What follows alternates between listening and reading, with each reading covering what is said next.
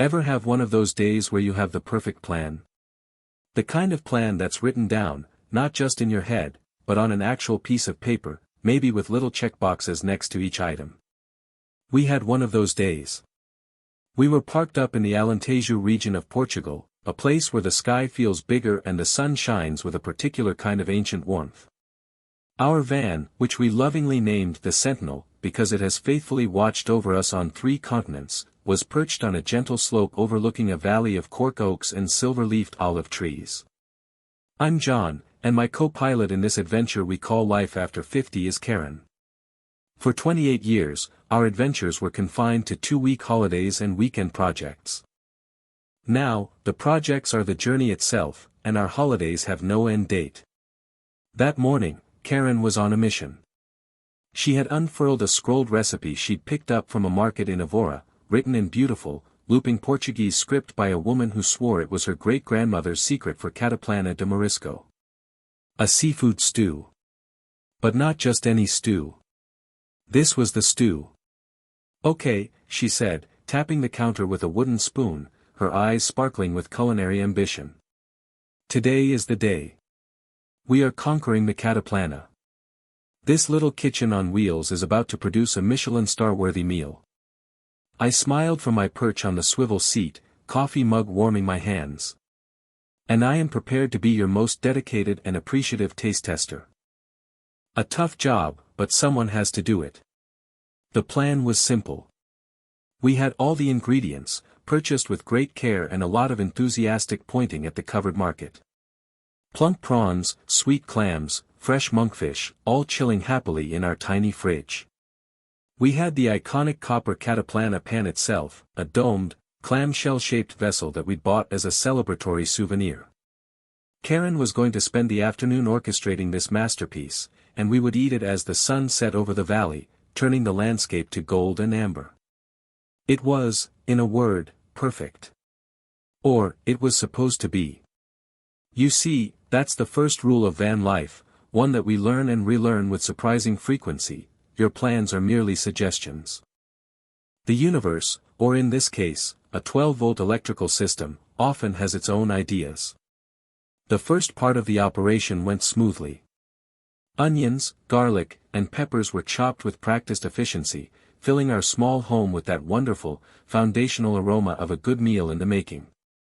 Karen was humming, a little tune that meant she was in her element. Our tiny kitchen is a marvel of engineering, a space no bigger than a broom closet that has produced everything from simple pasta to surprisingly complex birthday cakes. We've learned to move around each other in a dance of practiced intimacy, a choreography born of necessity and love. I pass her the olive oil, she hands me a dirty bowl. It just works. Right, she announced, wiping her hands on her apron. Time for the secret weapon, she pointed to a bundle of fresh cilantro and a small bag of piri-piri peppers. The recipe says to make a paste. I need the blender. The blender. Our concession to modern convenience. It's a small, compact little thing, but it runs on mains power, which meant we needed our inverter, the magical box that turns our 12-volt battery power into 230-volt household electricity. I reached over and flipped the switch on the control panel. Nothing happened. I flipped it again. Still nothing. The little green light that was supposed to glow with promise remained stubbornly, resolutely dark. I said, the single syllable carrying a weight of impending complication that every long-term traveler knows well. That's not ideal. Karen stopped humming. She turned and looked at the silent control panel, then at me. Not ideal. John, the paste is the heart of the flavor base. It needs to be smooth. My great-grandmother's recipe, or the lady's great-grandmother's recipe, depends on it. Let me take a look, I said, adopting my most confident, I can fix this tone. It's a tone I've honed over years of dealing with everything from leaky faucets in our old brick-and-mortar house to a stubborn fuel filter in the middle of the Italian countryside. For the next hour, the romantic aroma of sautéing vegetables was replaced by the less romantic silence of troubleshooting. I checked the fuses. They were fine. I checked the battery voltage. Perfectly healthy. I wiggled wires, tapped the inverter casing with the handle of a screwdriver, the universal diagnostic tool, and consulted the cryptic German manual that came with it. The manual was about as helpful as a chocolate teapot. Let me tell you something about living in a space this small. There is no hiding frustration. When one person is stressed, the whole van is stressed. The air gets thick with it. Karen was trying to be patient, tidying things that were already tidy, but I could feel her culinary dreams deflating like a punctured tire. Can't you just chop it really, really fine? I asked, knowing the answer before the words were even out of my mouth. She gave me a look. It was a look that said, "Do you ask an artist to just use a crayon instead of a paintbrush?" I decided not to press the issue. "It's not just the blender," she said, her voice softer now. She held up the propane canister we used for our portable stove, the one we set up outside. It felt suspiciously light. "I think we're almost out of gas, too. I wanted to cook this outside to keep the heat out of the van." So, there we were.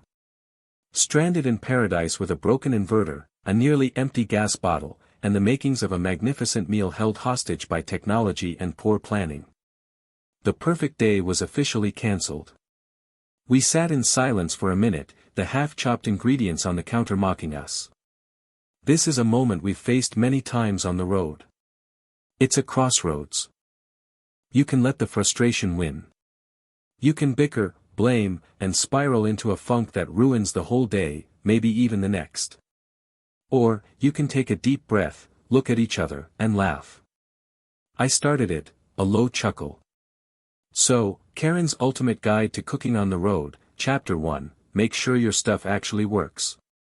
A smile flickered on her face. Chapter 2, Always Have a Backup Plan. Ours is currently bread and cheese, isn't it? Bread and cheese is a fine plan, I said. But we came for Cataplana, and by heavens, we're going to get Cataplana. I stood up, feeling a new sense of purpose. The plan has changed. Operation Find a Fuse and Fuel is a go. There has to be a village around here somewhere. Karen's eyes lit up again, the ambition returning. A quest. I like it. An epic quest for cilantro paste and propane. And just like that, the mood shifted. The frustration evaporated, replaced by the familiar buzz of an unplanned adventure. This is the real magic of this life. The script is constantly being rewritten, and you just have to be willing to play the part you're given. We consulted our map. Not Google Maps, the signal was non-existent here, but a proper, crinkly paper map. There was a tiny dot labeled Alcaria, about 10 kilometers away, connected by a squiggly yellow line that suggested more of a goat track than a road. That's our best bet, I said, folding the map. It'll be an adventure. Everything with you is an adventure, Karen replied, but she was smiling. Let's go. The monkfish isn't getting any younger. We packed up the van, securing the half-prepped ingredients so they wouldn't fly around. As I turned the key in the ignition, the Sentinel's diesel engine rumbled to life, a comforting and reliable sound in the face of the inverter's silent protest. The journey had begun. The squiggly yellow line on the map did not lie. The road to Alcaria was less a road and more a series of suggestions paved with crumbling asphalt and optimism. It wound its way through the olive groves, a narrow ribbon of black barely wide enough for our van. Low-hanging branches scraped against our roof, a sound like fingernails on a chalkboard that always makes me wince. Are you sure about this? Karen asked, peering nervously out her window at the steep drop-off to our right. Absolutely, I said with far more confidence than I felt. Think of it as a scenic route. A very, very scenic route. The truth is, these are the drives that become stories. You never talk about the seamless 4-hour motorway journey. You talk about the time you had to reverse half a kilometer because you met a tractor driven by a man who looked at your van as if it were a spaceship. You talk about the pothole that swallowed your front wheel and necessitated a 5-minute team effort of rocking the vehicle back and forth. We experienced both of those things on the way to Alcaria.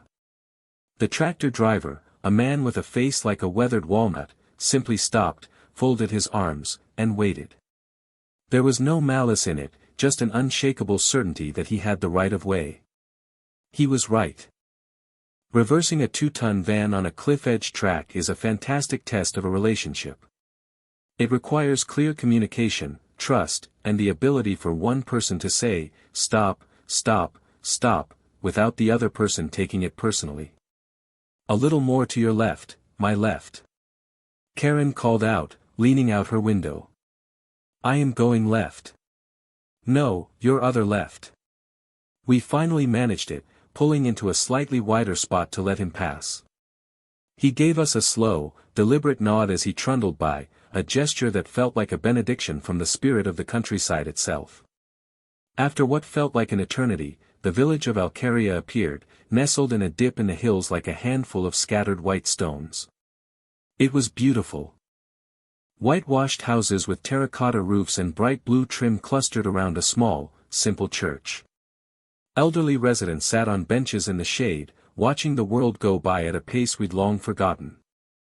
Parking the Sentinel was our next challenge.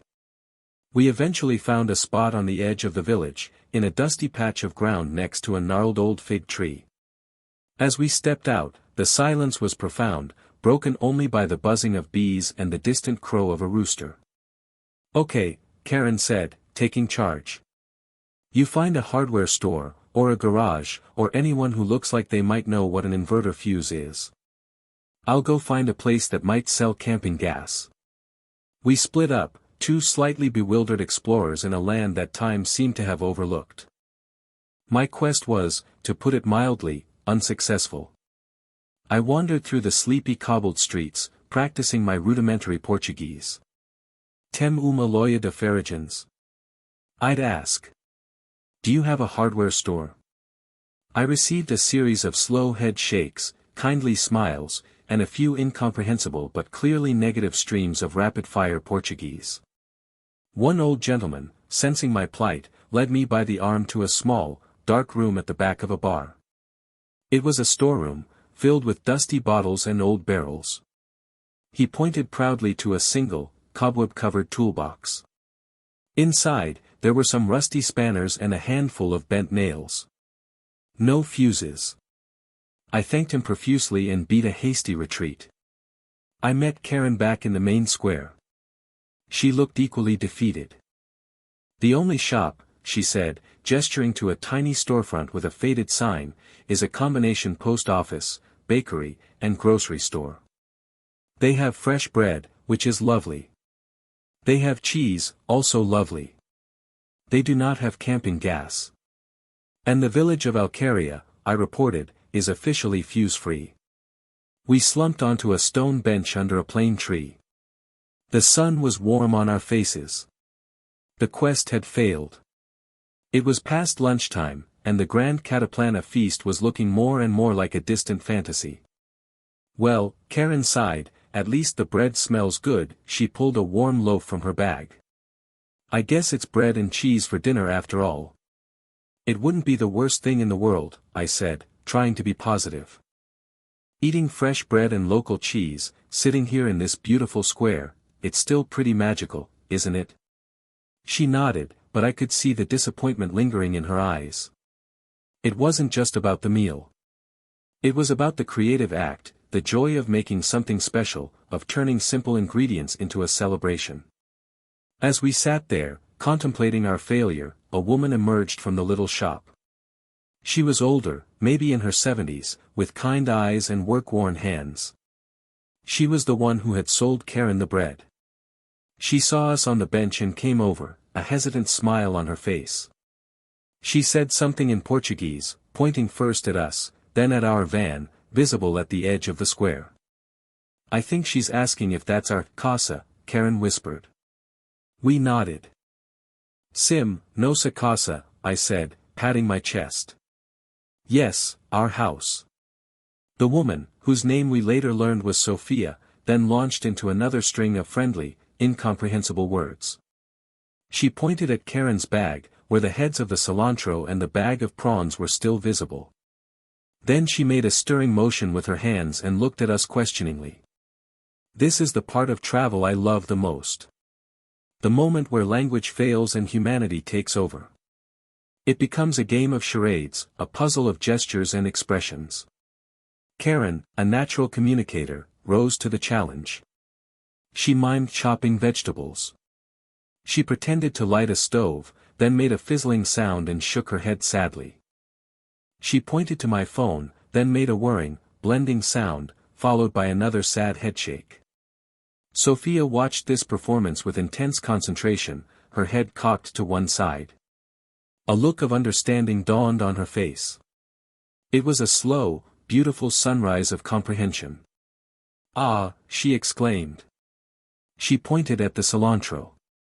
Then she pointed at a large stone mortar and pestle that was sitting as a decorative planter outside the shop. She mimed grinding, a rhythmic, powerful motion.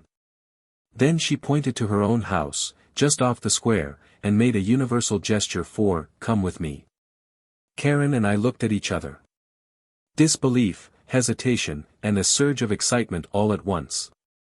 Was this really happening?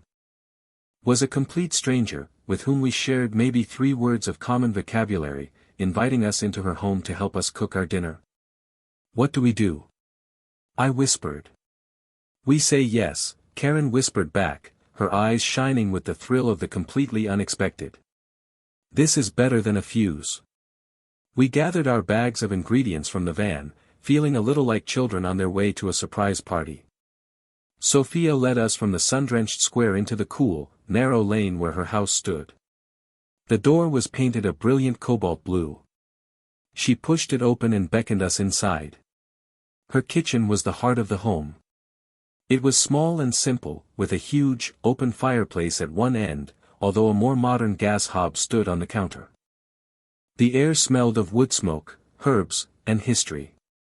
A heavy wooden table, polished smooth by generations of use, dominated the center of the room. This was not a kitchen designed by a committee, it was a kitchen shaped by life. Sophia took the bag of cilantro from Karen's hands. She didn't have a blender. She had something far better. From a shelf, she took down a heavy, beautifully worn marble mortar and a smooth wooden pestle. She gestured for Karen to come closer. And so began Karen's ultimate guide to cooking on the road, the real version. For the next hour, I became an observer, a privileged audience member to a silent masterclass. Sophia showed Karen how to bruise the garlic with the flat of a knife to release its oils. She showed her how to tear the cilantro instead of chopping it, explaining with gestures that it kept the flavor brighter. Then, she tipped the herbs, garlic, and piri-piri into the mortar. She didn't just hand it to Karen. First, she demonstrated. Her movements were economical and powerful, a rhythmic thud and twist that had been perfected over a lifetime. Pound, turn, pound, turn. The room filled with the most incredible, fresh, pungent aroma. She offered the pestle to Karen. Karen took it, a little self-consciously at first. Her initial attempts were clumsy, more tapping than pounding. Sophia smiled, and without a word, she placed her hand over Karen's, guiding her, showing her how to use her body weight, how to find the rhythm. Within minutes, Karen was pounding and turning like she'd been doing it her whole life. The look on her face was one of pure, unadulterated joy. Our broken inverter and quest for a fuse seemed like a silly, insignificant problem from another world. While Karen was absorbed in her task, Sophia tackled the propane issue. She saw our little portable stove and our empty bottle. She clicked her tongue, shook her head, and pointed to her own stove. She patted the large, full gas bottle underneath it and gave us a thumbs up. The message was clear: cook here. So we did. The 3 of us, a team united by food. I was given the job of opening the clams. Sophia watched me, then tapped me on the shoulder and handed me a small, sharp knife, showing me a quicker way to check them. We worked side by side, communicating with smiles and gestures. Soon, the cataplana pan was sizzling on Sophia's stove, the rich tomato and pepper base bubbling away. Karen added the smooth, fragrant paste she had made with her own hands. Sophia nodded in approval. Then came the fish, the prawns, the clams. Sophia showed Karen how to layer them so they would cook perfectly. Finally, with a flourish, she clamped the copper lid shut, trapping all the steam and flavor inside. As the cataplana simmered, Sophia's husband, Manuel, came in from the garden, his hands full of fresh tomatoes. He was as quiet and gentle as Sophia was expressive and warm. He greeted us with a nod and a shy smile. Sophia spoke to him, explaining the situation with a flurry of words and gestures. He looked at us, then at the bubbling pot, and his smile widened. Sophia then did something that completely floored us. She set the big wooden table. Not for two, but for four. She pulled out a bottle of local white wine, a carafe of water, and a basket of that bread Karen had bought earlier. She was not just helping us cook our meal. She was inviting us to share it. We tried to protest. We tried to explain that she'd already done too much. We had our own home on wheels, we could eat there. We mimed picking up the pot and carrying it away. Sophia would have none of it. She put her hands on her hips and gave us a look of mock severity. Then she pointed firmly at the chairs. We were staying. And so we found ourselves sitting at a stranger's table in a tiny Portuguese village, a place we'd only come to because of a broken bit of machinery. The meal was beyond anything we could have imagined. When Karen opened the cataplana at the table, a cloud of fragrant steam erupted, smelling of the sea, of garlic, of wine, of cilantro. It was magnificent. We ate, we drank, we laughed. Manuel, it turned out, knew a few words of English he'd learned from tourists years ago. Good, he would say, pointing at the stew. Very good. We used our phones to translate a few key phrases. We learned that Sophia had lived in this house her whole life, and her mother had taught her to cook in this very kitchen. We showed them pictures of our own children, our grandchildren. They showed us photos of their family, scattered across Portugal and France. We were no longer tourists. We were guests. We weren't just consuming a meal, we were part of a story, a link in a chain of hospitality that stretched back generations. The frustration of the morning, the narrow roads, the fruitless search for a fuse, it had all been a necessary pilgrimage to lead us to this exact moment, to this table. When it was time to leave, the sun was low in the sky, casting long shadows across the square. We washed the dishes together, a comfortable, domestic routine in an unfamiliar kitchen. We tried to give Sophia money for the gas, for the wine, for her time. She refused it with a vehemence that was almost fierce. She wouldn't even let us leave our leftover ingredients. Instead, she packed them into a bag for us, adding a few of Manuel's prized tomatoes and a fat lemon from her tree. Her payment, she conveyed through gestures, was the shared meal. The connection. The empty plates and the full glasses. We said our goodbyes with hugs. Real, heartfelt hugs. Obrigada, Karen said to Sophia, her voice thick with emotion. Thank you. Muito obrigada. De nada, Sophia replied, patting Karen's cheek. You're welcome. Walking back to the van, the air was cool and sweet. The sentinel stood waiting for us, a silent witness to our extraordinary afternoon. As I unlocked the door, I looked back at the village. The lights were coming on in the windows, little squares of gold in the gathering dusk. We didn't drive back to our original spot. We stayed the night in that dusty patch by the fig tree, the village of Alcaria wrapped around us like a blanket. Inside the van, everything was quiet. We didn't need to talk much. We were both processing the profound, simple beauty of what had just happened. Later, sitting with a cup of tea, Karen looked around our little home on wheels. You know, she said softly, I was so obsessed with making the perfect meal in our perfect little van kitchen. I had my gadgets, my recipe, my plan. She paused, looking out the window towards the village. But the best meal we've had on this entire trip was made in someone else's kitchen, with no gadgets at all. It wasn't about the recipe. It was about her. It was about letting go of the plan, I added. If that inverter hadn't broken, we would have eaten a perfectly nice stew alone on a hillside. We would have missed all of this. And that's the real guide. That's the ultimate lesson of cooking, of traveling, of living this life after 50. It's not about having all the right equipment or the perfect itinerary. It's not about avoiding problems, because problems are inevitable. It's about what you do when they happen. It's about seeing a broken fuse not as a failure, but as an invitation. An invitation to get lost, to ask for help, to be vulnerable, and to connect with the world in a way you never could have planned.